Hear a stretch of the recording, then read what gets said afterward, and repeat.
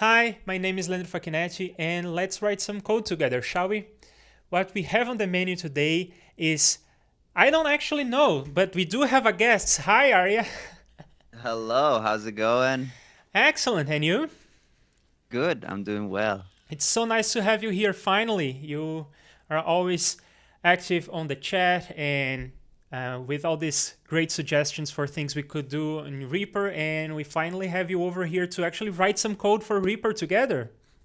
Yeah, it's my pleasure to be here. I ask too many questions on the chats? Oh, you don't ask enough. So, how about you Okay, start by introducing yourself?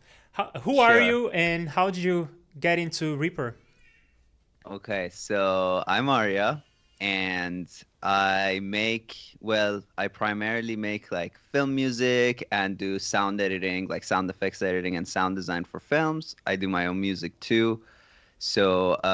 I release like all of the music under the name IDDQD.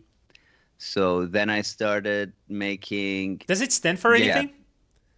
IDDQD, it's like a really long story, but IDDQD is a cheat code in the first like original Doom game where you would activate like God mode. Ah, I didn't Yeah. remember the sequence. I know the story. I didn't remember that that was the sequence. I do know my Konami code, however, so that one I know by heart. Hmm. Yeah. So yeah, that's where the name came from. Some people say it stands for I don't dare question death, but it's not like confirmed to be the correct Ah, thing. And yeah, so I started kind of my YouTube journey by making Wise tutorials. And then after a while, I just kind of stopped. And then I got into Reaper after I got out of film school just because I didn't want to pay for Pro Tools. And I quickly saw that, like, yeah, you can do everything in Reaper. And even some of the things that I always thought would be cool to do, but I couldn't do. So I dealt with it. I was like, oh, this is possible to do in Reaper. So I got big into Reaper, watching all the Candy Joya videos and all of that. And yeah, here we are. I've been only using it for like a year and a half, but really, like, it does most of what I wanted to do by this point. And yeah, not a great coder, but that's kind of like why I'm, trying to learn a little bit more because I have some ideas. So it'd be nice to be able to kind of put those ideas into and have practice. you written code for Reaper before? No, I've done like some Python coding, very basic stuff. But no, with Reaper, I've modified some codes that I found in other scripts to like make something. But yeah, like I wouldn't be able to I wouldn't be able to write that code. I'm just able to like read some code and be like, oh, okay, this is what's happening some of the time. And it seems like you have more experience with other DAWs than I do.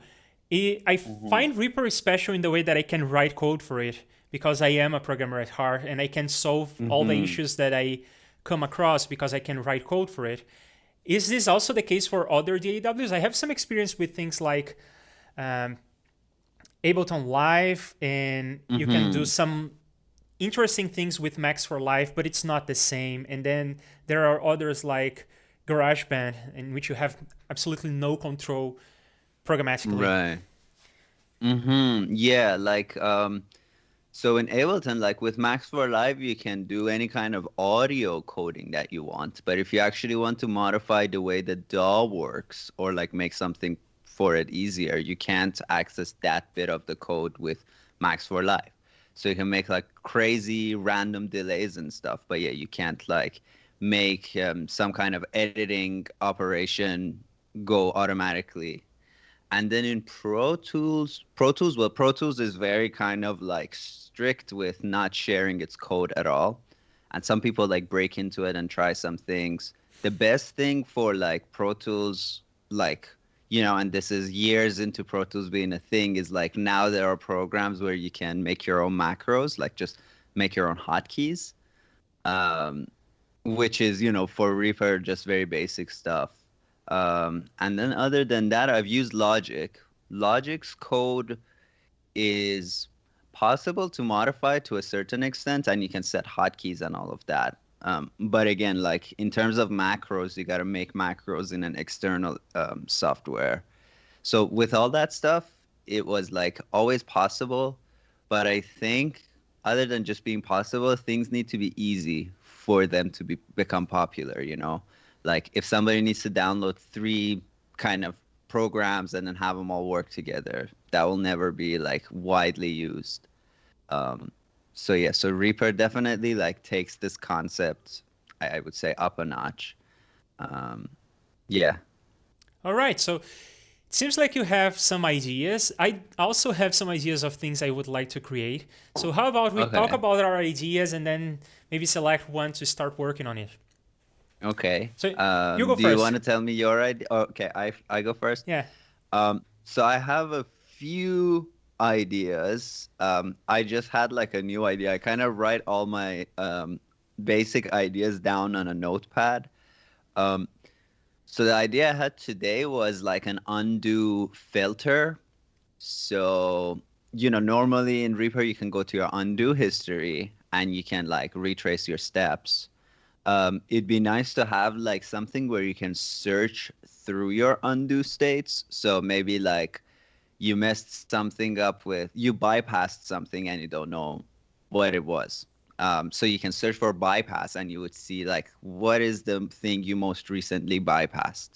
Um, that was the idea I had today. My other idea, like this is something where I would use this a lot if it was a thing, is a smart marker maker or an action marker maker. So do you know what an action marker is? Yeah, I think I know, but let me try to explain to see if I know and for anyone who is Mhm. watching. So there is this thing in, I think it's in the SWS, not Reaper proper, that you put a marker with a specific name. I think it's like equals and then the name of an action or the ID of an action, something like that. And then when the cursor It's is, exclamation mark okay, command ID. Yeah, so, uh-huh. and then when the cursor is playing and it goes over that marker, it runs that action. So you can do things like jump around or uh, I don't know what people actually do with this. Mm-hmm. Yeah, you're exactly right. Yeah, that's how it works. I can give you like a few examples of what to do with this. So, for example, if I have two different kind of effects chains for my guitar and I'm playing live, I can have it, and that is if you play live like to a click, or you know, you're playing with a band and you have some kind of live elements that are being played from your computer. You can go like at this point, switch my effects chain from this track to this track. So you don't have Um, to keep stepping on foot switches. exactly. Got it. Or another thing I do with it, just because I want to always kind of, um, you know, save on file size. If I'm recording something where like the guitar comes in 4 measures, goes out 4 measures, comes back in for 4 measures, I have smart markers to stop recording and then restart recording for that little bit. So it's like a punch recording in which you can select multiple places to punch into. Exactly, Cool. exactly. Um, and I think like the annoying thing with smart markers right now, I think they'd be a lot more used a lot more, is that you got to go to actions list, you got to copy the command ID, then you got to create a marker, put the exclamation mark, then paste it there. So for everything that I use like quite commonly, I used an outboarder script, which lets you just create a custom marker with a name and ID. But for every new action, what I have to do is go and like copy, like duplicate the script, change that one line that makes the marker, and then like put that in a toolbar and then have a big toolbar. So it'd be nice if there was an action where you run the action and it will ask you to either paste the command ID or you can even, it would be nice if you could press the hotkey. So I can go like command and F, it'll look up command and F, copy the action ID, paste it there, and then it will create the action marker at edit cursor. Got it. Hmm. And in both of these ideas, it will be pushing my knowledge of Reaper further because I'm not even sure that it's possible to do it. It should, it probably is, but I don't know. For one thing, on Hmm. the first idea, I don't know how to get a hold of the history of the undo history programmatically from within the rescript. And for the second Mm-hmm. idea, I don't know how to get a command, a hotkey, and do something with it. I'm not sure that it's Mm-hmm. possible for you to actually get a hold of a hotkey like that. So maybe Mm-hmm. you would have to paste in your command ID. But in any case, Mm-hmm. we could look into that. But you also have some fun ideas. So why don't you pitch one of the fun ideas? Okay. So so the first fun idea is I did something on my in one of my videos. It was like the 50th episode that I did or something. So I was like, let's do something fun. So there's this action. It's a custom script by Locasena called create action to open a file. So you run the action and then you can either go to a file or a directory on your computer, or it turns out you can also paste the URL there. Then when you do that, it creates an action. You run the action, it opens that web page. So I was like, it'd be cool, like for people who are new to Reaper, they're doing the tutorials.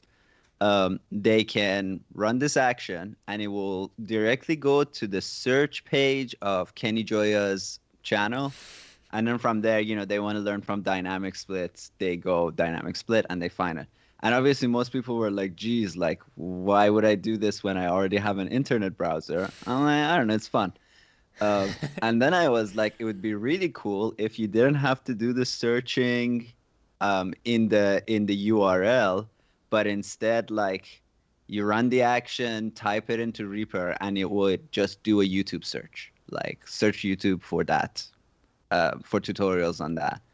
Um, I yeah, like that because it seems utterly useless but kind of fun, and that's my jam. yeah, cool. Yeah, I'm down to do that. I think, yeah, it will be like, and then it's always interesting what people do with a script from there. Yeah. So people will find other uses for them that will be like, holy hell, yeah, that's doable. I like those ideas. Do you want to hear some of mine? Okay, Sure, yeah. so my ideas are all useless and hopefully fun. So you are Okay. thinking more about scripts, and I was thinking about audio effects, and Mm-hmm. specifically visualizations for audio effects. I was in that headspace. So I had this idea. What Mm. about a clone of Flappy Bird? You know Flappy Bird, the Mm-hmm. game? Yeah, yeah, yeah. Except that instead of pressing a key or clicking somewhere, it would be sound activated. So you would clap, and then the bird would fly when you clap. Whoa. That could be fun because we have all the audio processing we need from an audio effect in Reaper, of course. We can just look at the audio wave and detect when you're clapping. It would Mm-hmm. probably just be like a gate. We would look for when it exceeds a certain threshold, we say that that's an input. Mm-hmm. And in the visualization for the effect, we have a canvas. We can draw anything we want, including like sprites of actual images.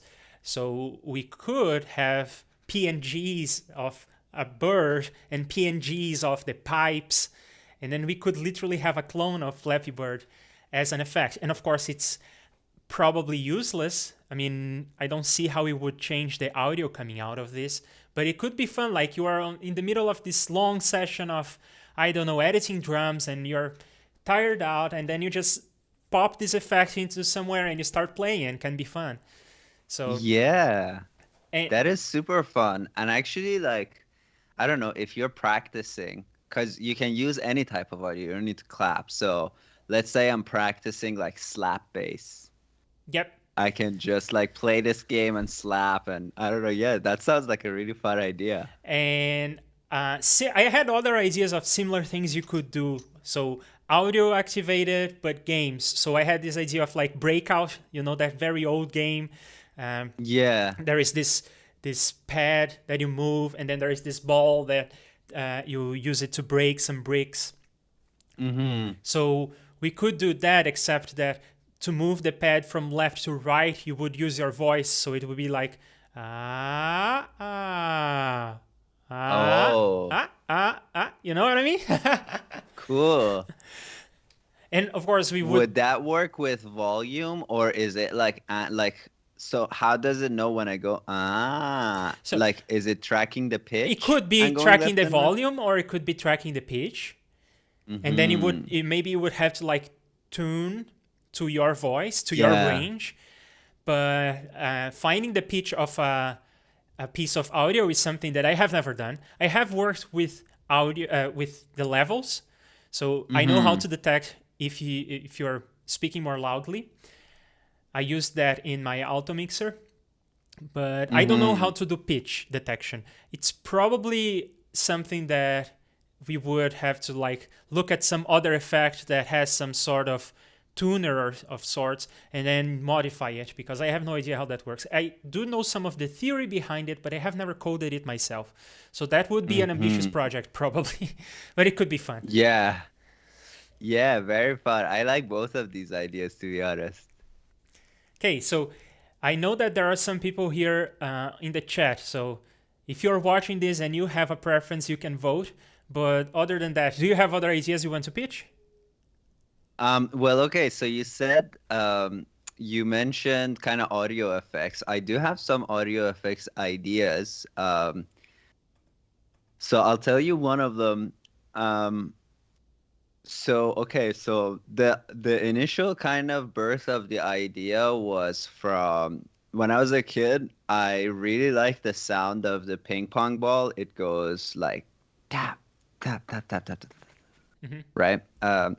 So then I always kind of thought like a ping pong delay would do that, but a ping pong delay doesn't do that. A ping pong delay kind of plays ping pong left, right, left, right.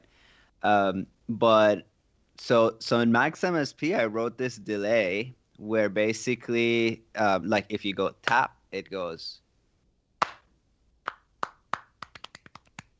and the delays kind of get closer together until they like merge into each other and then stop. Um, so the with Max, that was easy to do. Now that I'm in like Reaper world, well, I have to make like 8 delays. Feedback of all of them is 0. And then I do the time manually. So I go, first one is 1,000 milliseconds. Second one is 1,900 milliseconds. The third one is 2,700. So I just kind of take like 100 millisecond off the rate. So it goes pa, pa, pa, pa, pa, pa, pa, pa. Hmm. Um, so then if I want to adjust it by a little bit, then I have to go and manually adjust those. So it'd be nice if there was like a bouncy delay where, and I mean you can't do this with the rate of the delay because that would affect the pitch of the delay coming out of it in any kind of digital delay. So you'd have to make like different instances of delay, but it'd be nice if it was automated in a way where like, the formula could be the value I put in will go in the first one, 90% of that value will go in the second one, then 90% of that value will go and so on. Hmm. Hmm. So a little math action in there too. I like this one. Hmm. And do you think that this is musical or is it a novelty? I've actually written a bunch of music with this. I think it could be musical, but you gotta play it in a very specific way. So if you start playing like a phrase, it would sound Uh nuts. huh.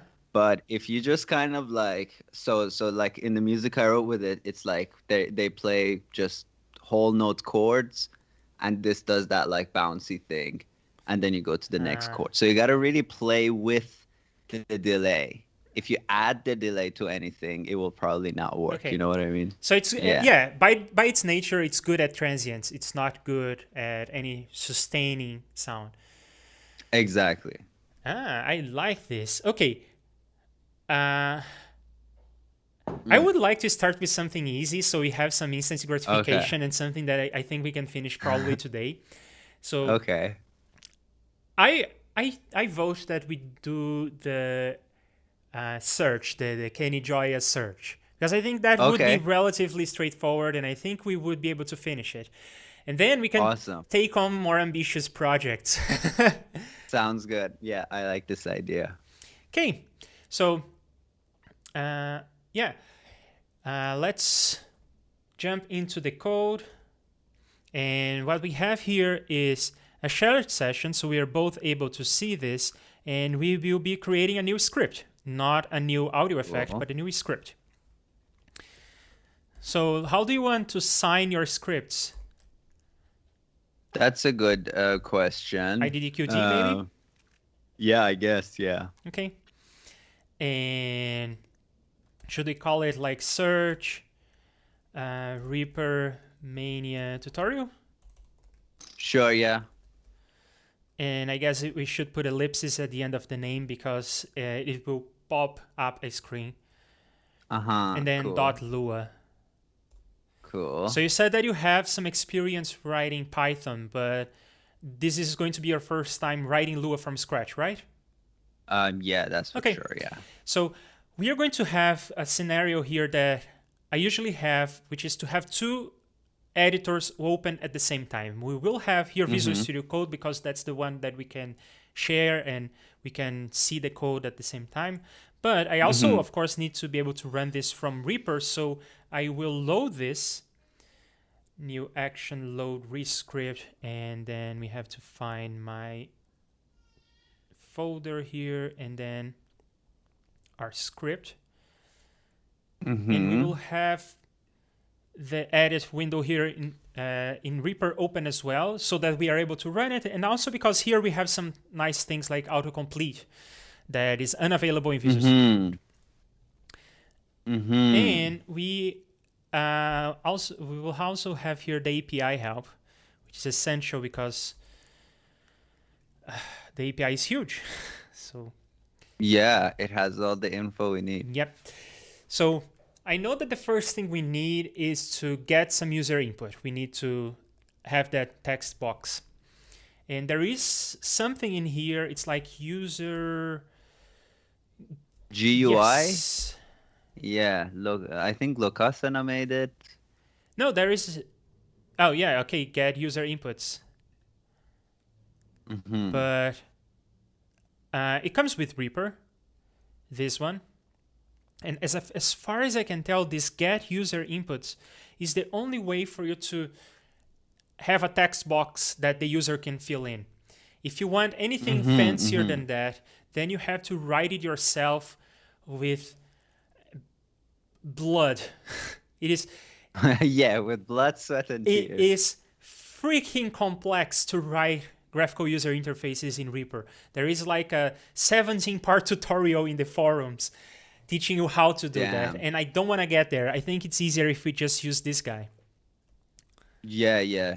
Sounds like the right one. So here we'll just paste this in here and let's read what we have. So there is this return value, which I think is whether the user pressed the cancel button or not. But let's see.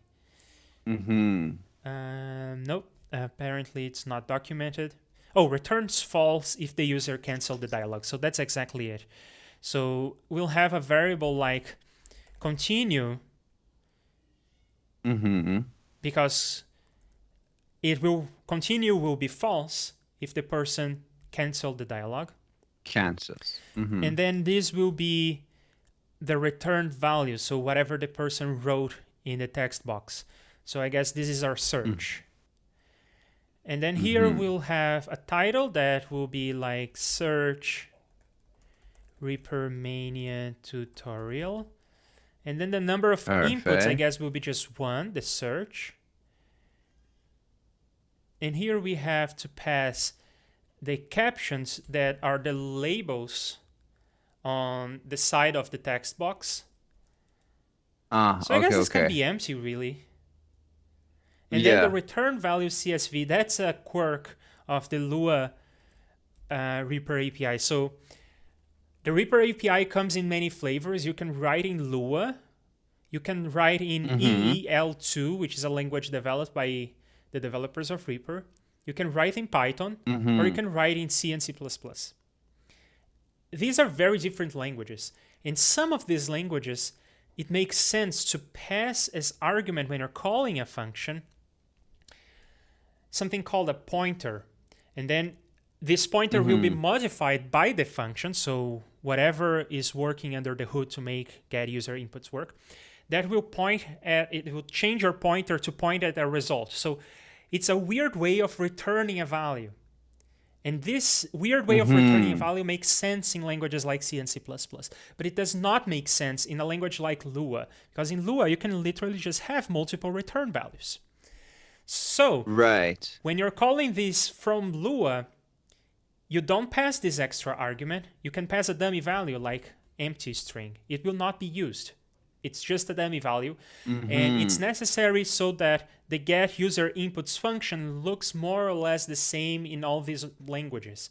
It receives the same number of arguments. It's a weird thing. I find the Reaper API very weird, but that's the way it works. So I think that this needs to be just a dummy value. So let's see how this looks in Reaper. I saved the file. I came here in Reaper and I reloaded it, and now we start, and then we have here the search Reaper Mania tutorial. Very nice. And then this kind of... Maybe here we can say like choose topic or what is the question, something like that, so that the box doesn't... It looks weird this way. So search... How about just search column? Yeah, search, column. Yeah. So reload here and run.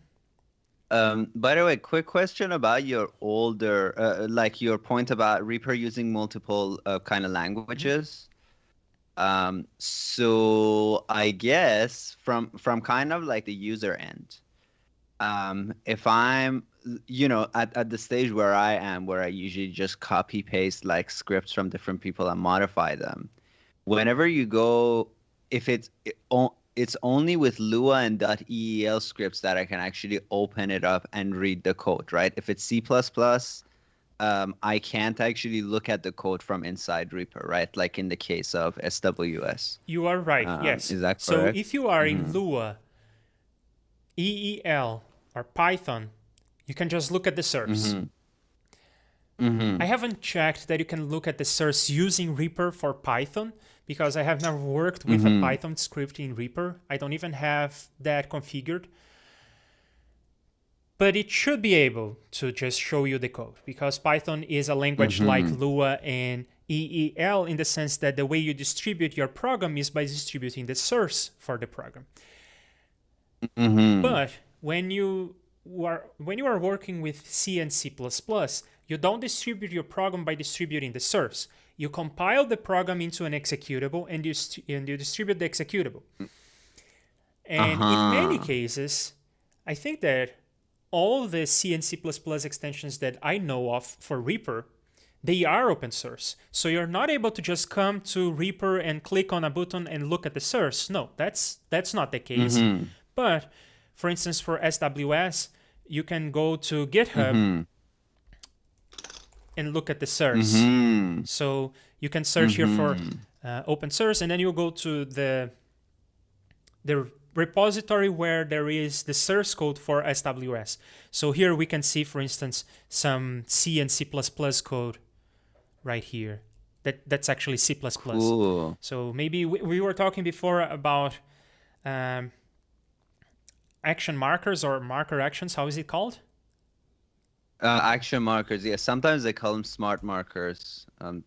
There's not a unified way of calling them. Here it is, marker actions.cpp. So this is this part of the source code, at least. This is part of the source code that makes marker actions work. Cool. Very nice. I see the difference now. Cool. Anyway, sorry for the side question. Oh, don't be sorry. Okay.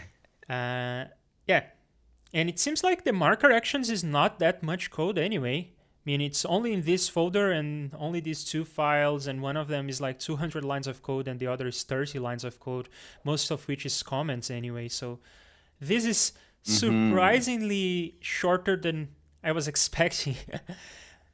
Yeah, I think it's a simple code too, because it has like certain issues. Namely, it seems like when you go past the marker, it just basically runs the action, and so there's like a delay from where your marker is to where it's executed. If you like really zoom in, there's like, I don't know, 200 samples or whatever of delay there. Yeah, and I believe that would be because of the execution that happens in Reaper. So we don't have much control as extension writers about how our extensions are called. We don't have much control about the API functions because it comes with Reaper. So I guess there are always things you can try to work around. Like I was mentioning before, that I don't know if we have access to the history, the undo history. And we can try to work around with some ways, but I don't know. And here, same thing. So maybe there is a way to work around by maybe putting the marker 200 samples before it should fire or something like that. But in some ways, our hands are tied. So if there is no way for us to get a hold of the history, of the undo history, I don't know how we would write that action. But yeah, that's a good point. Yeah, a lot of people think... even like power users, right? They think Reaper is open source, and it's like, well, it's not really open source. There is like hard coding walls in Reaper that there's no way around. And it's not open source for a good reason, because many of the things that Reaper does cannot be done by open source software, not trivially anyway, because of licenses and because of big corporations trying to get more money.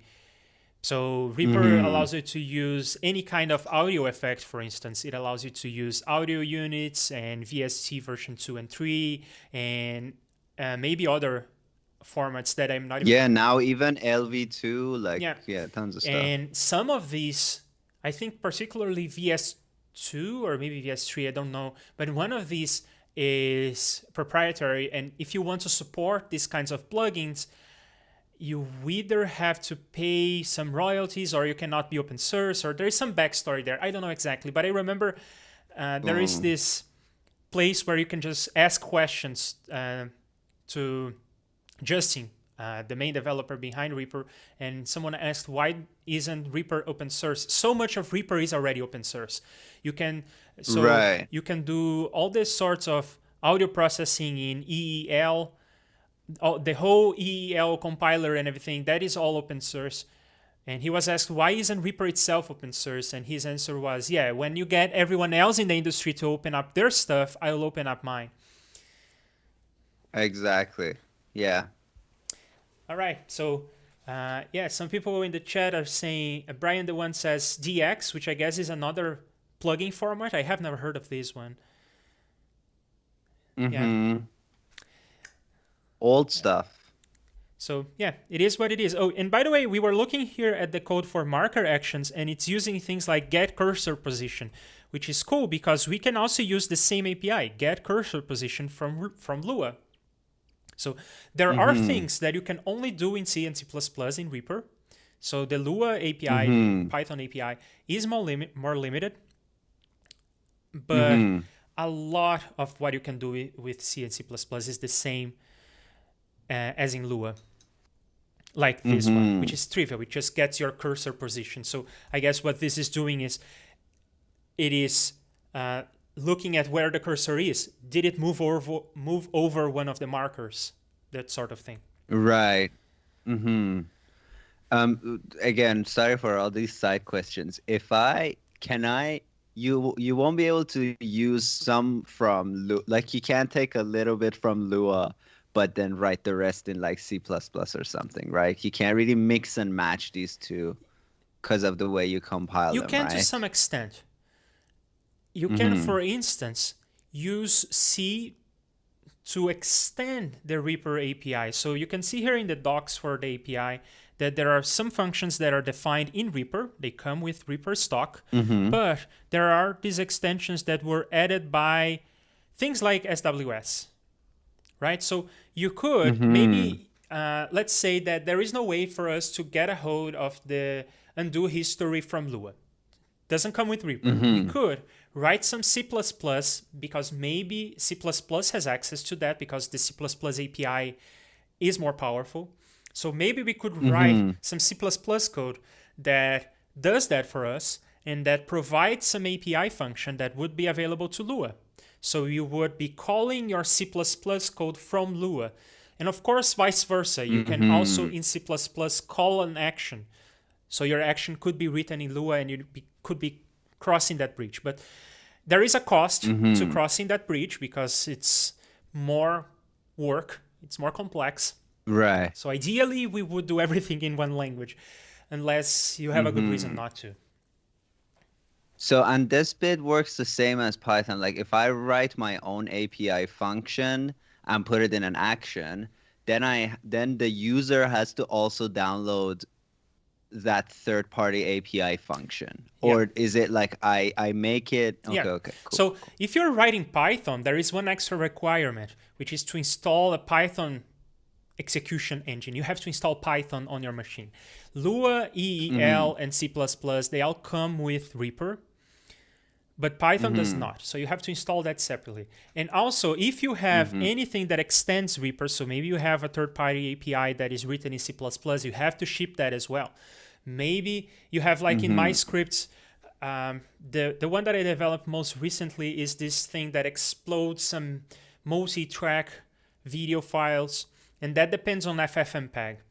So I had to Mm-hmm. ship FFmpeg along with my rescript. So my rescript is like 100 lines Cool. of Lua, and then it comes along with this Mm-hmm. almost 100 megabytes worth of FFmpeg, the binary, the executable, so that I don't have to rely on you having FFmpeg installed on your machine. So yeah, you have to ship everything Mm-hmm. in one big container. And luckily, Repack is super capable of shipping all these things we would need.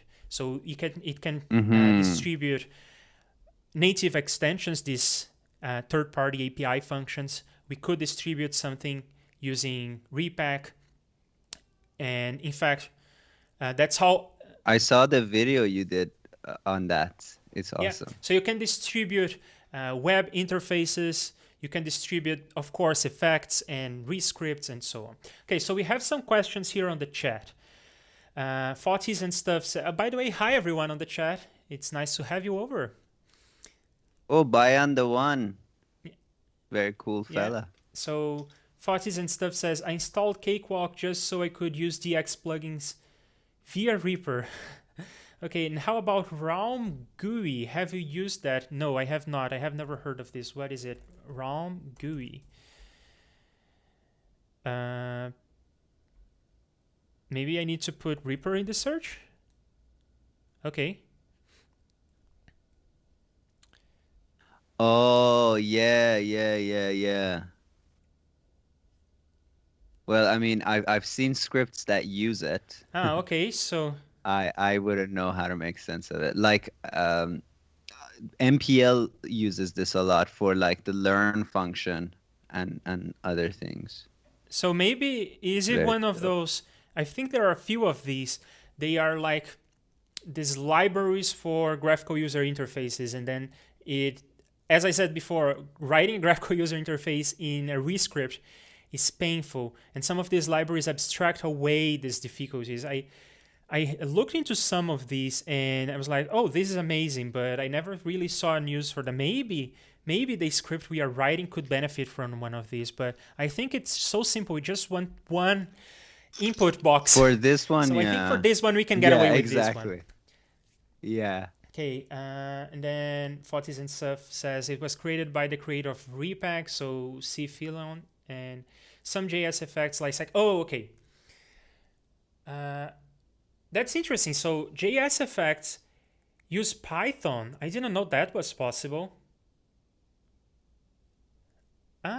So as far as I understand, this diversity of languages, Python, Lua, C++, and EEL, it's only available for rescripts. When you're talking about audio effects in Hmm. JS effects, as far as I can tell, you can only write that in EEL2. It's a language developed by the people behind Reaper, and it is a Hmm. language tailored for real-time audio manipulation. I mean, if you were to try to do audio manipulation in real time in Lua, it's kind of possible, but it is complicated because Lua it has all these language features that make writing code easier, but at the same time make running the code slower. So EEL is very limited, Hmm. and the kinds of things that you can write in EEL is like very specific because there is this guarantee that it will run reasonably fast. But now Fotis is saying that Hmm. you can do a bridge between JS effects and Python, and that could be fun.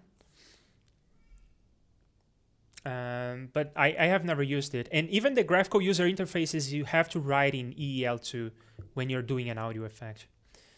But I do know that once you write your script, it can be loaded using replugs in other DAWs as long as you're running on Windows. And replugs is kind of old. I think that the latest version is like from 2014, something like that. So it's very old, and some of the newer features in JSFX are not available. Oh, okay, so 2016. It's 5 years old. Okay, so Bayan the one says, Realm GUI, it's the one which recently introduced. Okay. So yeah, it is one of those abstractions that makes writing the graphical user interfaces easier. And Aaron says, hi. Hey, Aaron. All right, so we have one line of code. And it does what we want. Search REAPER Mania tutorial and search and then a box. I don't like how the box is so small and the label is so long, but I'm not sure we can change that. Yeah, if you can resize that. It's always kind of the same type of box in all the scripts that I see, so I'm assuming changing it is not easily possible. So I guess the next thing we need to check is whether the user wants to search or not, whether they clicked on cancel or okay. So we can check if continue, or maybe the opposite. If not continue, then return, which stops the execution of the script. By the way, Aaron says there is an extra length parameter. Hi, Aaron. Okay, so let's see. Get user. Got a couple of wizards, and now I feel like, why am I even here?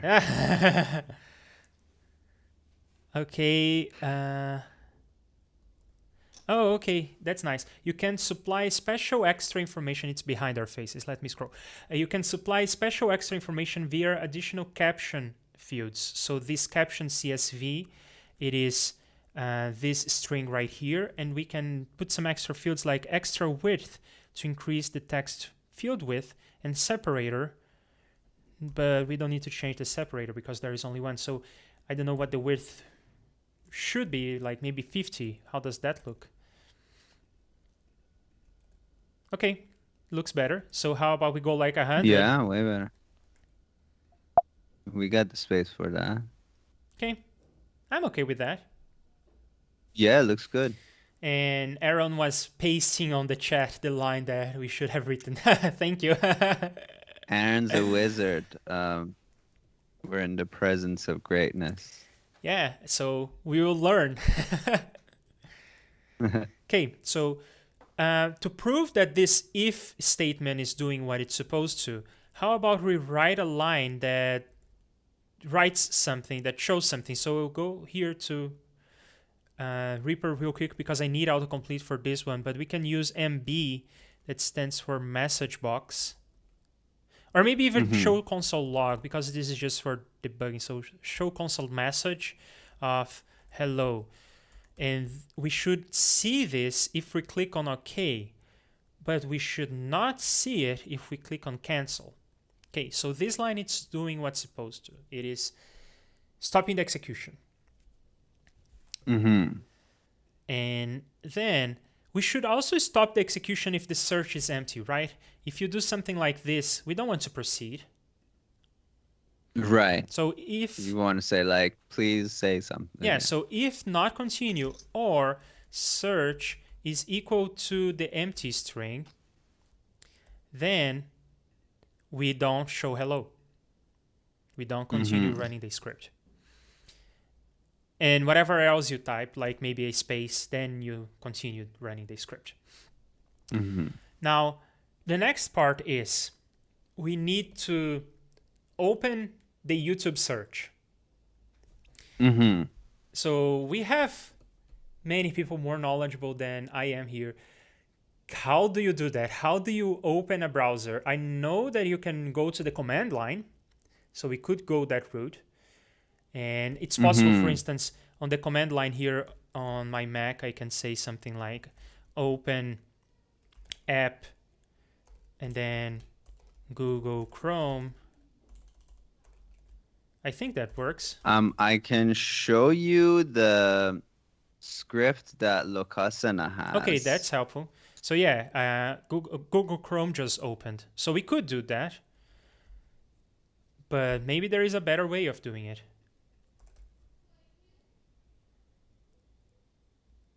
Where is that action? So this opens the given file or URL in the default application. So how about we try this out? We, instead of showing a console message, let's open maybe youtube.com. And now we run this and we type wherever and we say okay, and it opened youtube.com. Boom. And it seems like this script is an extension, right? It does not come with Reaper.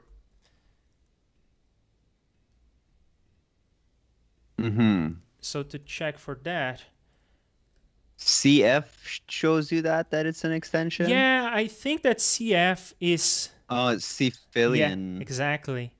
Yeah, it's a third-party thing. Okay. So people would need to install this. They would need to install probably from Repack for this to work. Or the SWS. Okay, they would need SWS for that work. Do you want to try to find something that does not depend on SWS, or do you want to just assume that everyone is using SWS? That's a good question. I mean, if it's possible that it doesn't depend on SWS, I guess it's better. But I mean, I don't even know why people wouldn't get SWS. It's free and it's honestly, I can't imagine Reaper without it. Okay, so can you point me at the Lucasene script?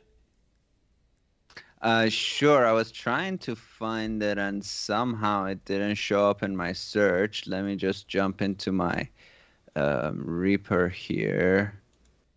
Aaron suggesting that we could just try to call this, and if it fails, we could say, oh, you should go install SWS. Oh, cute. Yeah. Okay, so I have the script. Do I like paste the code somewhere for you? Yeah, how about you just paste in this session that we have shared here so everyone will get to see it. On line 8? Yeah, just paste it here. Okay. Pow. There you go. So how are they doing this? Oh, they are going to the command line. So they are using open. Remember how I showed how to do that in the command line just now? So that does not depend on SWS because it depends on your operating system. So you have to be aware of which operating system you're on. So I guess we have two options. We have to either depend on SWS or we have to inspect what is your operating system. Do you have a preference? I really like the idea of telling the user, oh, you need SWS. Okay, I also like that idea because it will be easier for us. And how about we just don't check for SWS? We just try to call the function, and it fails. Then it will fail with an error, and that will be that. And then someone tries to use it, and they come complaining, and then we say go install SWS. It's just a fun script anyway. So let's try something else here, like Reaper dot whatever, because then we will see the kind of error that the user will get when they try to run without SWS installed. So I can start the script and then type whatever, and then the error will be something like this. So if we were to check, I guess we could say like if Reaper dot whatever is equal to nil, then we could stop the execution of the script, but also we could Reaper what is it called, message box, and then we would say like go install SWS,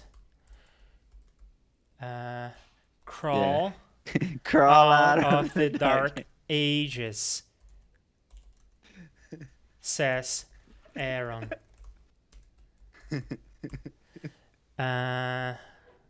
Quote of the year. There you go. And I guess we put a new line here. Okay, bad argument to, I forgot the third argument, which is the number 0. Okay. So crawl out of the dark ages, go install SWS. Very nice. So yeah, instead of doing that with whatever, let's do that with shall execute. So now we know that if the person doesn't have SWS, they will get a lovely message. Very cool. Yeah. Okay. So now we just have to find what is the URL that does a search on YouTube for Reaper Mania, and specifically some videos in there. Can we do a search in a channel? Yeah. Yeah, you see that magnifying glass there? I guess. Okay, so this is what I figured out from the last one.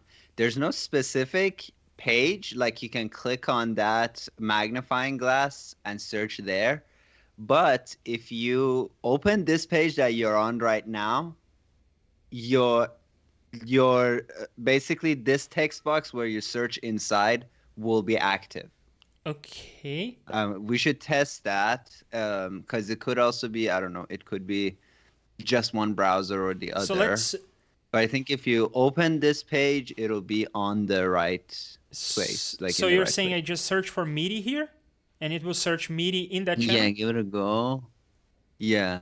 It doesn't seem to do that. Or well, no. But there are filters. Can we filter by channel? No. Now we are looking for channels. We are not filtering to search on a specific channel. But you already solved this before, right? You know how to do a search. Oh, no. The thing you did before was to just open YouTube on the right page, right? Then you rely on the user to click on the search bar themselves. Though I think I found a way around. Let me run my Ask Kenny action here for a quick second.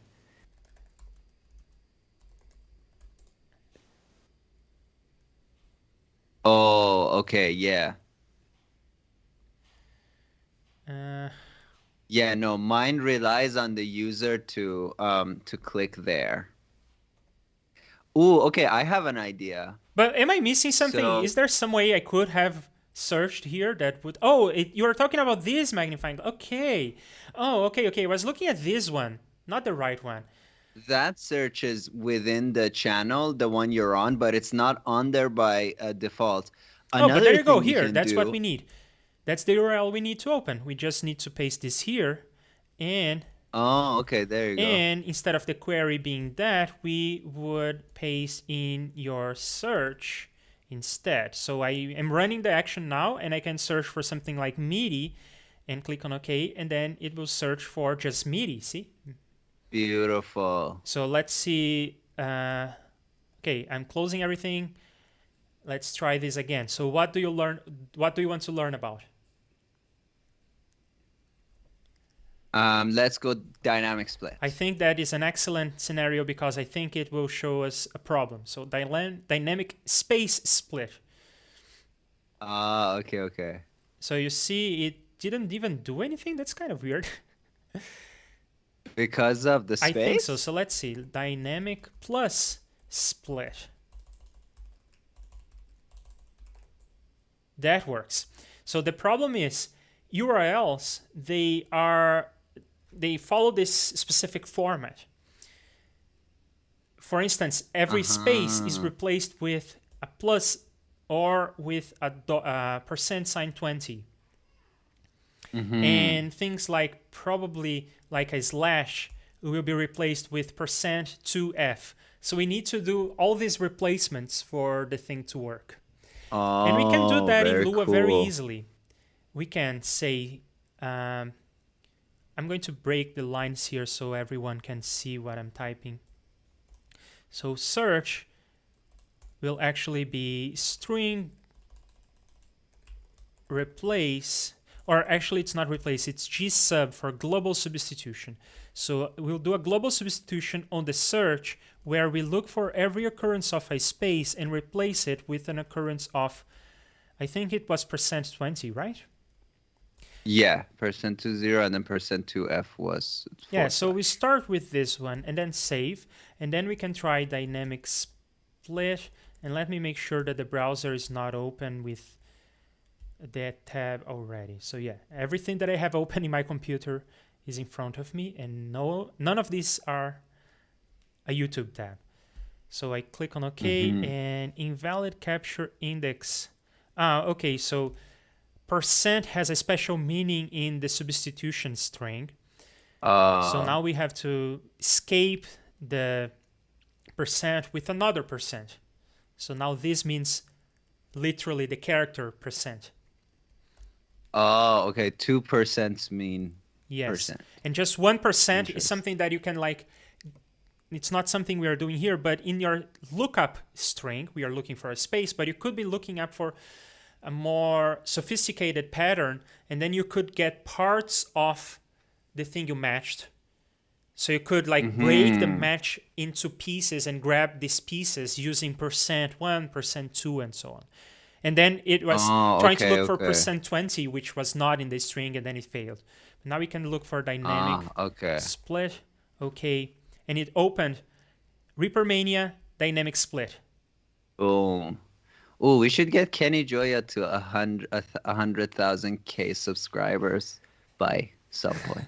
Everybody go Well, I subscribe. am doing my part. Yeah, you're killing it. This is so good. This is already like we're pretty much there. Yes. The problem is we did it for space, but we'll need to do it for all the special characters. So now we need to look for Oh, so forward slash.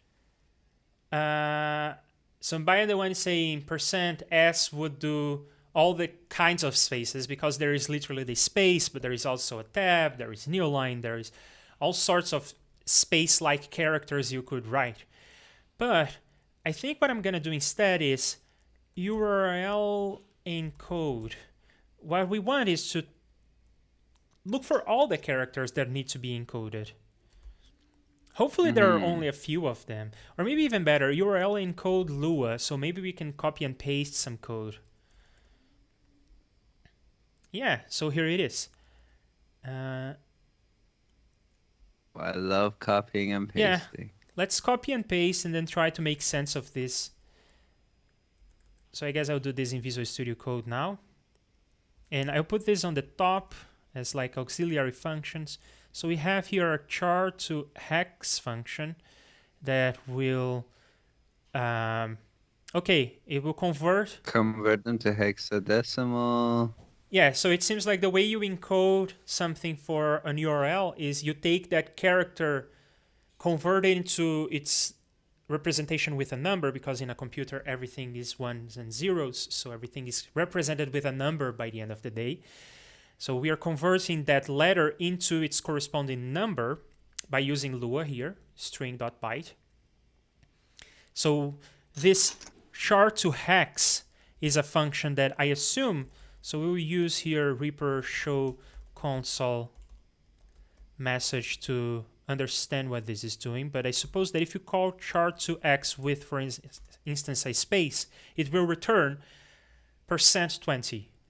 So we can save this, come here to Reaper and reload and run, and it returns %20, see? Mm-hmm. So this function takes a character and returns the encoded version of the character. And then URL encode is the function that we actually want. We are not interested in decoding, so all this can go away. This is the converse. It's taking the URL and converting back. We don't need that. But here we can just use URL encode. I can delete this debugging thing. And instead of doing this by hand, we just URL encode the search. Let's save that. And here reload. And now let's do a wacky search, like dynamic space split slash and then question mark and then pound, and then you know what? Since we are here, some emoji as well. An emoji. And okay, and that worked. And it looked for the thing even with the emoji. Unfortunately, Beautiful. Kenny did not publish this video yet with the emoji. Come on, Kenny. But and I wonder what the URL even looked like, because YouTube rewrites the URL. We don't get to see it. But here it is. So yeah, it encoded the space, it encoded the slash, it encoded the pound, the question mark, and it did not encode the emoji. But it seems like the emoji can just stand in the URL and it doesn't bother YouTube. So I'm happy with that. That's interesting. Okay, so yeah, we looked at this and we did not really look at this. Do you want to go over and try to understand everything that's happening here? I actually feel like I got it. So it's just going through. Oh no, okay, I don't get it because it converts to hexadecimal, but then where inside there is it? Oh, I see, in that string. So it takes the brackets, the square brackets, the top things, percentage, all of that. It takes those and converts them Yeah, so in the second line. maybe you are here and you're pointing at things and I'm not there. Okay. Oh, sorry. Yeah, well, I'm just pointing. Anyway, so yeah, I think it's worth going over this because it's kind of interesting the way this works. And we will do my preferred way of reading code, which is to rewrite the code that we are reading so we can understand what's going on. So yeah, we have here the search. And what we can do with the search is replace. We use gsub for that. We just saw how to do that. And then there is... This is a function call, right? It's calling this URL encode function, but we will rewrite this so it's no longer a function call. We are not calling this in multiple places, so we better just inline this function, just write whatever it's doing. So search, we want to replace some stuff, and I'm going to write this as string.gsub instead of writing it as search gsub. So in Lua, there are these two different ways of manipulating strings. You can either use this method called directly on the string, or you can call a function with the string as the first argument.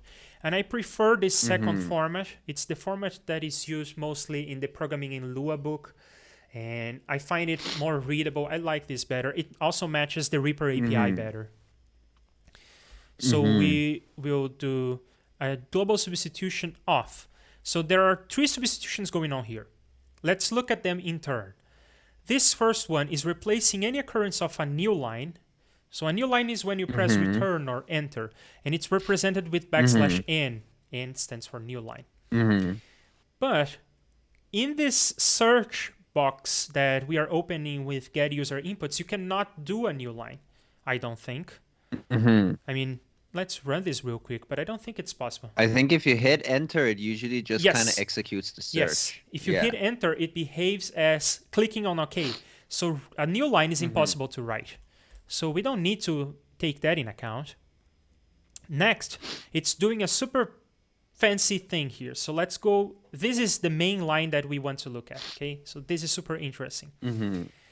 This line is doing the following. It's first looking for a pattern. So before we looked for literally a space, and we replaced it with a plus. That's the thing we did before. But this gsub is actually much more powerful than this. It doesn't look at necessarily a string. It looks at something called a Lua pattern. A pattern matches, in some cases, literally the thing you typed, so a space. But a pattern can match a class of things, a group of things. For instance, if you look for %s, it will match all the kinds of spaces. Like I mentioned, a space, a tab, a new line. It will match any kind of space. And similarly, you can do a class of things enclosed in brackets. So now you could say like the letter A and the letter Z. So this pattern will match either the letter A or the letter Z. Here, I'll show you this I like to use this trick. I use this other tool that has nothing to do with Reaper, but it comes with Lua, and I can type in Lua commands and it shows me the result, which is useful for understanding what Lua does. Oh, cool. I saw this yesterday, yeah. Or one of the coding days on live stream. I saw you showed this. So here we can replace something like the letter B with the letter Z. That's easy. But we can also replace a class of things. So now we will replace both the letters A and B with the letter Z. So now it will replace, anytime it sees a letter A, it will replace that with a Z. And anytime it finds a letter B, it replaces that with the letter Z. So what do you expect this to output? ZZC. Exactly. 1. Yeah. And oh no, what is that 1 and 2 in the end? Why does that happen? it is the number of replacements, I think. Okay. It tells you, it returns the number. And okay, so do they, in the second line that you did, when you put in brackets, do they have to be together, like A on its own or B on its own? Would it still be replaced with Z, or do they need to be together, like A, B, then make them Z? Exactly, that's a great question. So they don't have to be in order, and it's not replacing the sequence. So if we had something like, let's say X, X, X, B, X, X, X, A, that's fine. What Lua is going to do is it's going to start here. Is this the letter A or the letter B? No. Is this the letter A or the letter B? No. Is this the letter A?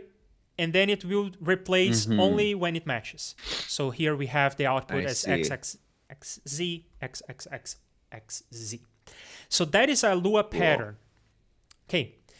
But what if we want to search for something that is not an A and a B, right?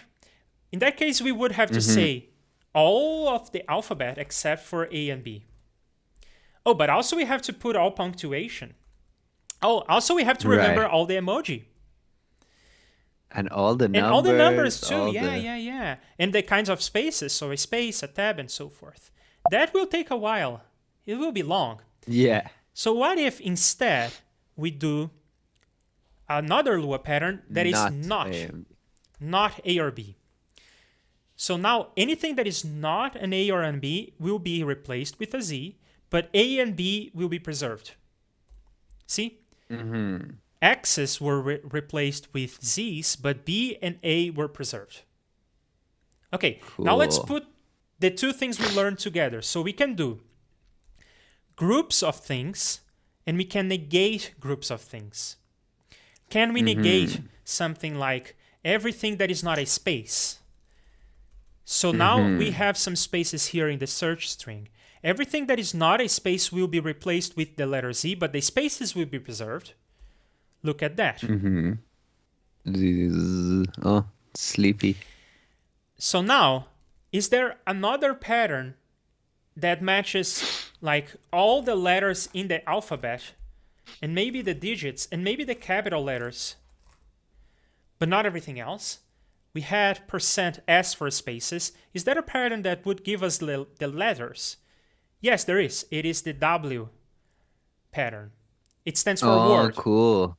So now everything that is not a word or a character in this case, everything that is not a character that would go in a word will be replaced with the Z. So now we are saying that everything that is not a character, so all the spaces, and maybe even if we had something like a new line and so on. So all of those will be replaced with the letter Z. So you can see that the Z's, the X's were preserved, the space here was replaced, and then the spaces here were replaced. These spaces here were replaced, and then the new line was replaced, but all the letters were preserved. Okay, so now we have enough information to make sense of this line.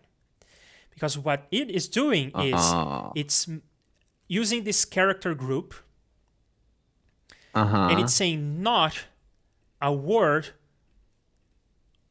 or a space. Not a word or a space. Okay, so that's what this pattern is saying. But there is another wrinkle here. So let's go back to our command line here to play with this. I have a quick question about just the syntax of Lua. So I understand why it has the square brackets, but why between the square brackets and quote lines, why are there regular brackets here? You mean this, right? And this. Yeah, in line 10, yeah, those two characters, I don't understand why they should be there. I can explain what they do, and I think that they should not be there. So let's start with what they do. Oh, okay, cool. What they do is, remember I said that we were doing this by hand and we replaced something with %20, and I said this is actually a way to get a hold of a part of something you matched.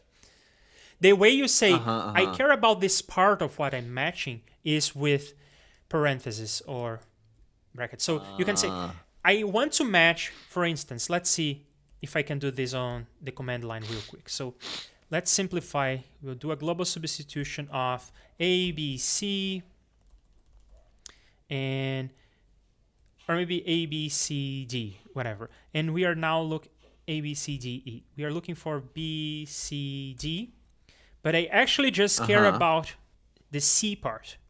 C. And oops, I believe I am able to say something like %1. So what I'm saying is, Lua, go over this string looking for occurrences of B, C, D. So it will find this occurrence. Now replace this whole thing that is highlighted with just the first thing that matched in parentheses. So just the letter C. And let's put some X's around so we can really see the substitution happening. So it should substitute with the letter X, then whatever was in the parentheses, and then another letter X. Which is C. See? And the cool thing about doing this is that we can have in here the parentheses, we can have something like, I don't know, C or Z, for instance.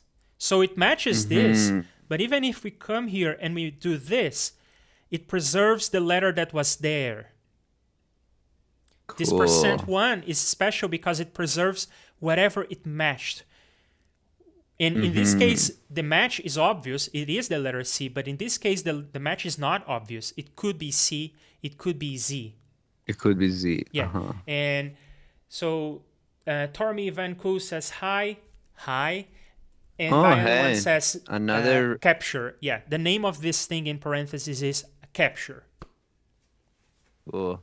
All the tutorial makers are here. Tormi makes tutorials too. Awesome. So yeah, I don't think that we need the parentheses because we are grabbing the whole thing.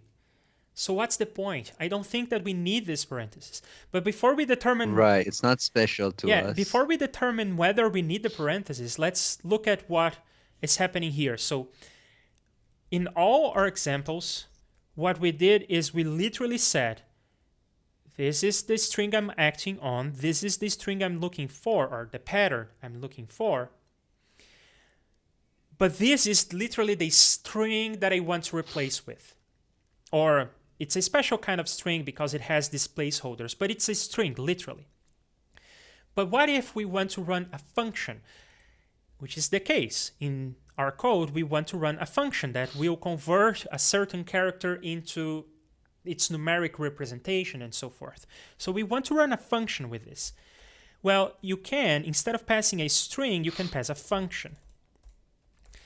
So in this case, we are passing a function that takes the character, and what this function does is it returns hello. So it ignores the character completely and returns hello. So look at that. It took all the B, either C or Z and D. So it took this part and it called the function. So the character was not really the character. It was really the match, the whole thing. It called the function with this whole thing. The function returned hello, and that's what we ended up replacing with.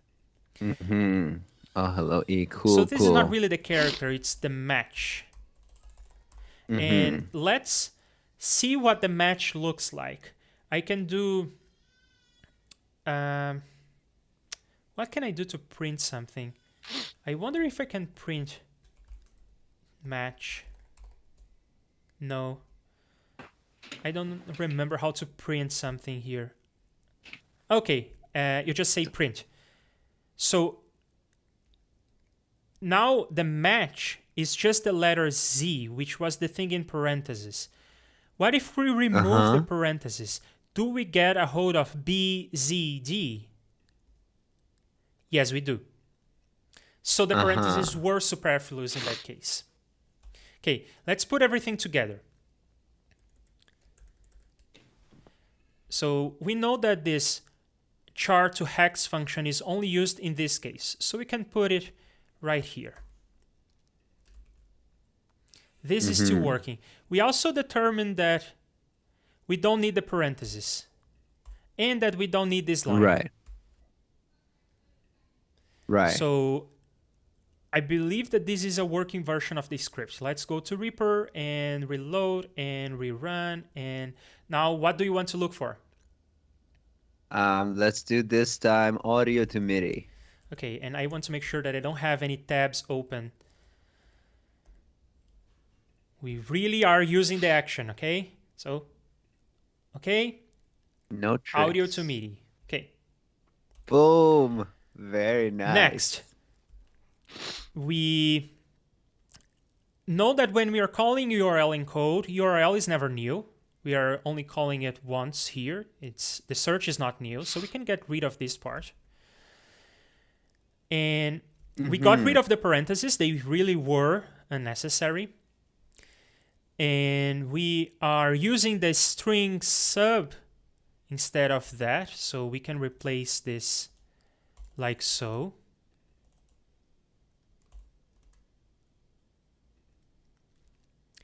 And I think that we don't need to have this special case for plus because we just learned that we can put %20. So we don't need this special case. This will be covered by this. So I removed the space from here. So now it's not, the search includes a space. So before we had not a space, but now we are saying, okay, it's okay to have a space here. So the space will be encoded as well. Let's try this version. Because we're converting that. So audio to MIDI. And look at that. There are the %20s. They flashed on the screen real quick, but the %20 was there. Cool. So we didn't need the plus, the special case with the plus. And with that, this function is becoming very simple because this assignment here is unnecessary. We can just inline that. And at this point, we have a function that is a single line and it's called in a single place. So we could do just this to inline. And of course, this is no longer the URL, it's the search. No, don't want to do that. Okay, so that much works, and we can reload that. Audio or dynamic split this time. Sure. And it opens a tab searching for dynamic split. And can we simplify this further? This simplification is very cool, nice. Yeah, I don't know how to simplify this further.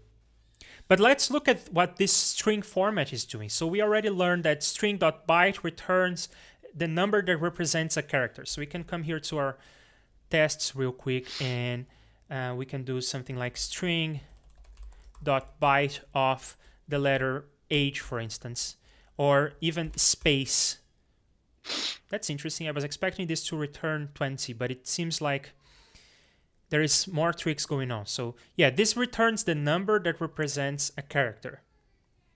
But this number is in decimal. It's represented with characters or numbers from 0 to 10. Okay, so it's written in decimal.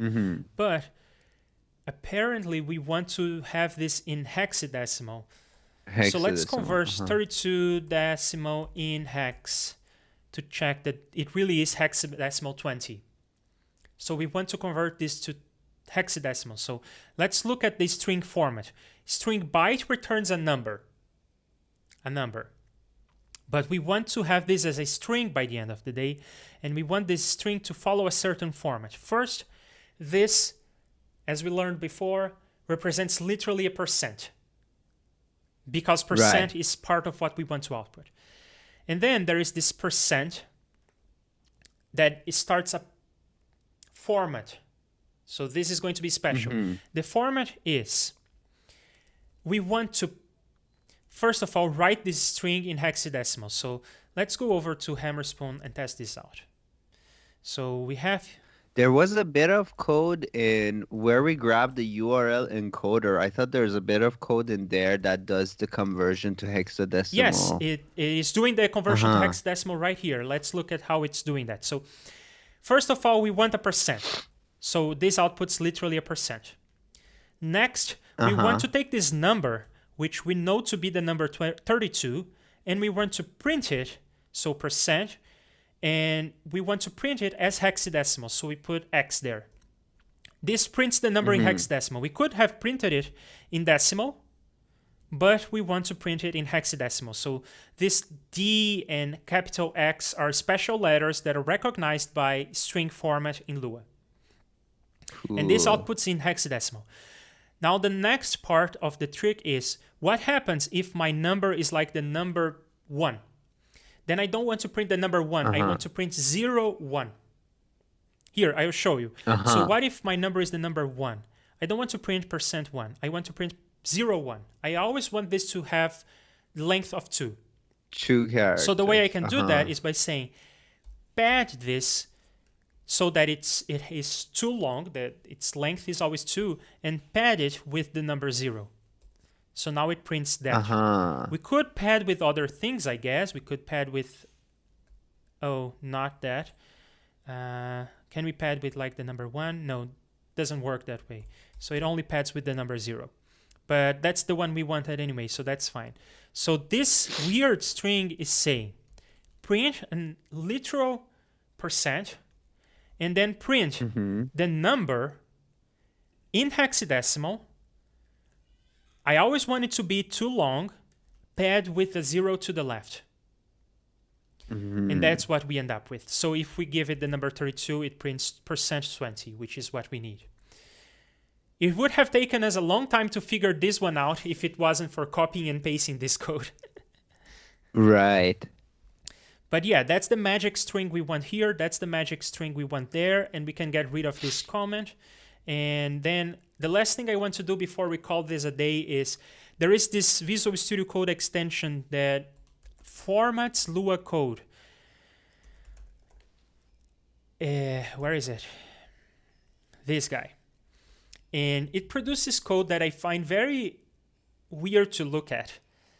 But if everyone agrees to format the code with the same formatter, it will always look the same for everyone, which I find a good thing. I like that property. So I'll call this to format the code, and that's what we end up with. I don't find this especially pleasing, the way that it formats the code, but at least it's like lining up all the inputs, and more importantly, everyone who runs the same formatter will end up with the same looking code. Oh, cool. So yeah, in terms of it lining up, I can see the value in that, because that's something with coding really throws me off. I think I just have like a visual brain. Yeah, I can see why this is helpful in that case. Yeah, so I'll put some quotes around the quote, and I think that we are done. I think you nailed it. Yeah. Yeah, let's run this again. A special search term for the last test. Let's go with eggplant emoji, and then RIA EQ. You can see the emoji and %20 real quick. It flashed on the screen, and more importantly, here is our search. All right, nice. So the script is doing what we want. Let's publish this to repack. So I will come here to my repack index file where I list all my scripts, and I think the category here is a utility. It is useful. Right. And we can grab one of these entries, hopefully one that is short. So yeah, this one, and copy and paste. And now the name of the script is this. That. And I put an and here, so usually I think in like when MPL and other people do a collab, they use, I'm just trying to find one that they used in collab, so we use the same format. I think, well, okay, in SWS they use /. In custom scripts, they use underscore. So it goes like SPK77 underscore MPL underscore something. Yeah, I can see some examples here. Yeah. So that's what we are going to do. Yeah, slashes and ampersands are really terrible names, terrible characters to include in names like this. So I will come back here to our script and delete it. And here I will rename it.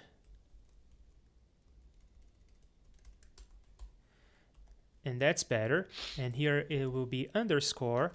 And let's first take this file that we just created and put it on GitHub so people can download it. And while it's doing that, let's go to the commit I just created and copy the hash, the identifier, to the clipboard. Or actually, we'll do this another way that will be better. So we can delete all the cruft and we end up with version 1.0.0. So let's go to GitHub on my REAPER repository, and we just pushed new stuff there, and we can find this, and I'll type the letter Y on my keyboard, which changes the URL here. So yeah, I want to go over that again. So what we had before was master, but master changes anytime we push new changes to this script. So I'll hit the letter Y, which gives me a URL that will stay the same forever. So I reload that and right click on raw to get a link of something that I can just go to GitHub and download. Here I can follow this link, and it will be literally just the text of our extension, not a pretty GitHub UI around our thing, but literally just the text. So that is something we can install directly in repack. So here, that's what I need to put. And then we will push the changes to the repack index. And once that is over, we can come back to REAPER. Remember that I have deleted the script. So now I can close everything, go to extensions, repack, synchronize packages, which will install all the updates since the last time I updated, which is not only our script, but 33 other scripts as well. But in here somewhere, there is our new script. And then we can go to the actions menu and look for IDDQD, and here is our search bar, and that's the end. All right. I'm so excited about this. This is so awesome. Good job. Yeah, okay. All right. So I am behind on the chat. Let me catch up. So yeah, tons been going on in the chat. Dominic says this is wholesome content. Thank you for being here. And Fotis and stuff says, hey, I'm back. I was away from keyboard. Did you answer my C++ to JSFX question? I don't know what your question was.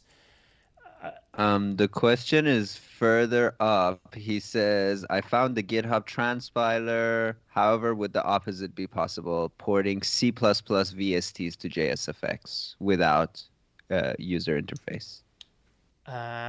Come again? Did you find a comment? Not really. Okay, okay, okay, okay, okay, okay. Scroll back way up. So Fotis and Yeah. stuff says, I found a GitHub transpiler by Rafa Gago called JSFX2CPP. Oh, that's nice. I didn't know about that. So apparently what this does, it takes your JS effects, which is written in this special language called EEL2 that only works in Reaper, and it compiles that into C++ that supposedly would work in other DAWs without having to use replugs. As I said, replugs is kind of old and it's Windows only, so that could be nice. However, would the opposite be possible? I'd like to port C++ VSTs to JSFX without the GUI. In principle, yes, but in practice, it would probably be a lot of work. It would probably be not even be worth it if you think about it, because JSFX are nice because they are higher level than C++ and they are relatively easier to write. But they are slower and they are Reaper specific and there are all these other drawbacks. So in theory, it would be possible. I'm speaking here from the standpoint of theory, really. I spent a few years writing programming language theory papers in academia. So I can tell you that in theory, yeah, it's possible to translate anything into anything else mostly. But in practice, it's probably not worth it. You already have something that is possibly faster and more generic in C++. But I don't know, maybe your use case is interesting and we could talk about it. So Bayanda One was asking what kind of script are you developing right now? The kind that is fun and useless. In the Dark Ages, King Reaper would execute civilians who wouldn't install SWS on their farms. Oh, by the way, I want to plug something since we are all here and we are talking about SWS. So if you are on a Mac, I'm going to expand this in the near future, but if you are on a Mac and like me, you dislike the idea of having to go to Reaper and then repack and then SWS and so forth, I do have a repack package that installs SWS for you. So you can install Reaper and repack. Let's hope for the day when repack will come with Reaper. You can install Reaper and repack, and then everything else you install using repack. I mean, it's a package manager. It should be able to ship SWS. For now, this is macOS specific, and it doesn't support the new M1 processors, but I'm going to expand this. It's just writing some XML like we just did. I just didn't get the time to actually do it, but that's a plan. And yeah, you can install it that way. Cool. I'm also going to expand this to support Windows as well. And Fotis and stuff says, you could redirect users to Let Me Google That For You website. Yeah, you know what we could do? We could write a script that generates scripts. Okay, so that's something you can do with the Reaper API. You can generate other scripts programmatically. So we could generate a script that would allow you to generate scripts with any kind of search you want. So you could do a similar script to search on the Reaper blog, a similar script to go to Let Me Google This For You, and so on. Yeah. And then we would use that script when people start commissioning us to generate these sorts of scripts. I mean, I expect John to come to us and pay us big bucks to generate a script like this. Big money. Because Reaper Mania has it, so John needs this as well. So we could use our script to make money. I guess the OP, like, next level would be kind of like checkboxes underneath the menu where it's like, who do you like? Do you like Kenny? Tick. Do you like John? Tick. Do you like Mike? Tick, you know.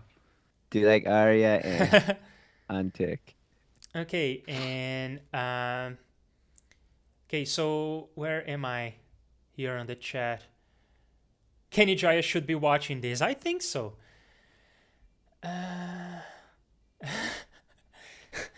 You know, one Kenny thing has not about responded to your friend videos, request? Yeah, no. It's okay. It's totally fine, you know, like he doesn't know me. Something about like, so we made this script so now that you need to have SWS, and I guess by nature a lot of people who may actually find this useful who are Reaper beginners wouldn't know what SWS is. But I think, since we're having fun, I think and like, if you're a new user, they should teach you how to get SWS early on so that you But we don't have go it's not without like it. we are just throwing people in the water. We do have a friendly error message. True. Oh, and we gotta think, yeah. So yeah, someone who doesn't have SWS will be. We could just put the URL here. And it's not like SWS is paid, so why aren't people getting SWS? I have people like telling me, "Oh, I'm afraid to get SWS because I'm in the middle of a project." It's like, what are you afraid of? Worst comes to worst, you just move it out of the user plugins folder. Yeah. Yeah. Okay, so Tormi Vanko says, in Lua, do you have some trick to concatenate a variable with itself, as in PhD's Concatenate. done with that? Okay, so no, Lua does not have that feature by design, because the designers of Lua wanted Lua to be relatively simpler and more explicit, so there is no operator that allows you to manipulate values that way. So, for instance, in other languages, you would have a variable called a with the number 4, and you would be able to say a plus plus, and then a would become the number 5. Doesn't exist in Lua. Or you could say plus equals 1. That doesn't exist in Lua. The only way to do it is like this. That's by design, to make the language simpler and easier to learn, because now you don't have 3 different syntaxes to learn. It's just one. And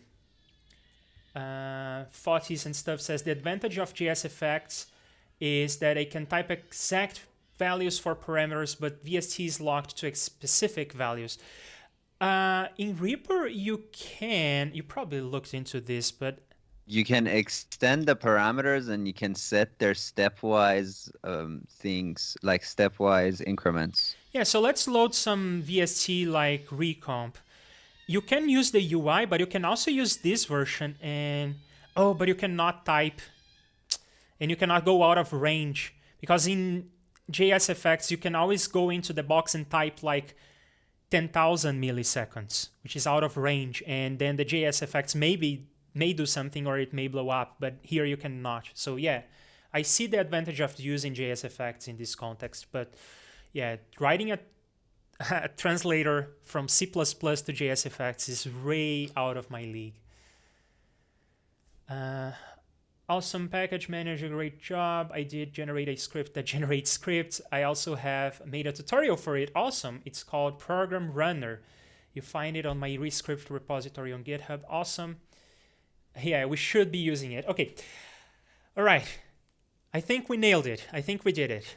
Let's wrap up, right? You nailed it. I just honestly, I feel like I'm like at a very important physics meeting, but I'm a high school student. I'm just like, what, you guys? But you asked all the right questions, which is the most Thank you. important thing. I mean, anyone can come up with answers, but to come up with the right questions, that takes skill. Thank you. I have tons of ideas, which is why I should really get to scripting myself and just kind of nerd out on this stuff, because it's honestly, this is how I don't know. Yeah, this is how my brain, I feel like, operates in these very weird codes. Especially with Max MSP was like that. So I just gotta learn Lua, the syntax, get in there, do some Yeah, I scripting. think that what we need to do is now try one of my ideas. We worked on one of yours. We can try one of mine next. So yeah, we can. Sure. Are you available? Like, I do these streams every weekday, or I'm trying to. I started a couple weeks ago, but yeah, I'm trying to do this every day. So if you are available tomorrow, we can pick this up, or if you are available some other time, we can resume. Otherwise, I will start working on the things that I was working on yesterday, and that's okay as well. Hmm. Uh, Yeah, I can't do tomorrow. I can do next week, same okay, time. Uh, yeah. so yeah, we'll leave the announcement for later, but next week we'll have another one of these sessions in which we will develop Yeah. one of my silly ideas. And I'm really Sure. leaning towards the games that are played with Yeah, sound. I think that's the ticket. Yeah, I think, and it will be like, I think once we make the game, there is like real life applications to something like that, like a visual responder, and like I don't know, make a whole Guitar Hero situation in Reaper, I would like you that. know? Yeah. So Yeah. yeah. And you should come over to my channel at one point. Well, I'll talk Oh to you yeah, about maybe that what we can do afterwards. I next have some time is we ideas. stream, but on your channel instead of mine. I would be happy to do Sure, that. yeah. Sure. All Sounds right. fun. So thank you all for watching. Thanks for supporting me on PayPal and Patreon and subscribing to my channel. And Aria, do you want to plug, of course, your channel, IDDQD, but other things that you are working on as well? Sure. So yeah, my channel is IDDQD Sound. I think kind of like my aim, my demographic, my target demographic are people who have ADHD like me, so they need fast tutorials, and people who like know a little bit of Reaper or like a good amount of Reaper, and then they want to kind of, yeah, I do like weird kind of custom actions and things that are very specific. Oh, Tab Hero. Okay, I'll check Yeah. that out. I didn't know about that one. Yeah, I so looked I up do for very, games as JS effects, and there were a couple games, but they were rescripts. And there is this very weird game in which your media items on the timeline are like this maze or something. And you play the game like that, and then I think your cursor is you. It's something like that. I forget the details, but that's super it is dope crazy. though. Yeah, but retab already exists, so I guess we'll do something else Cool. instead, like maybe re flappy rebird something. Yeah. You know that like it could even be, well, you tell me if this would be possible. It would be like a competition. Like you know that game where you have to blow the ball on a table to your opponent and your opponent blows it back and one person loses? Like it's two people with their mics and basically whoever generates the most sound, like their ball goes over the line.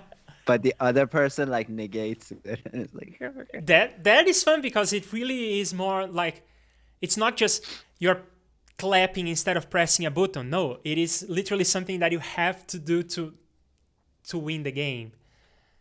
right, yeah. Oh, and there is other games like a Perfect Pitch, Fotis and stuff is saying. I didn't know about that one as well. Okay, Cool. I'll look into that. Okay, so Yeah. sorry, I interrupted you. You were saying? Um, yeah, I mean that's it. So if you're an advanced user, I think if you're in this chat, you probably have been on my channel. I've not seen Tormi on there in a while, but that's okay. Tormi's a power user. What do you gotta learn from me? And other than that, I don't know.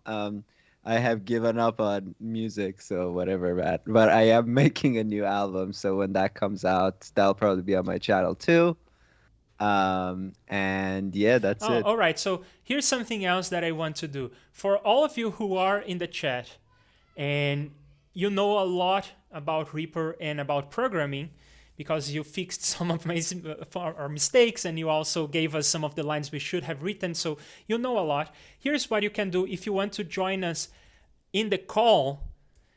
Send me an email. Next time we work in Reaper, we can get in touch and you can join us with the video and maybe even in the coding session and we can all write code together. That would be a lot of fun. So yeah, get in touch if you're interested. Okay, with that, let's say goodbye, right? Anything else that you want to add? Yep. No, that's it. Thanks for having me. Thanks for the awesome script. Yeah.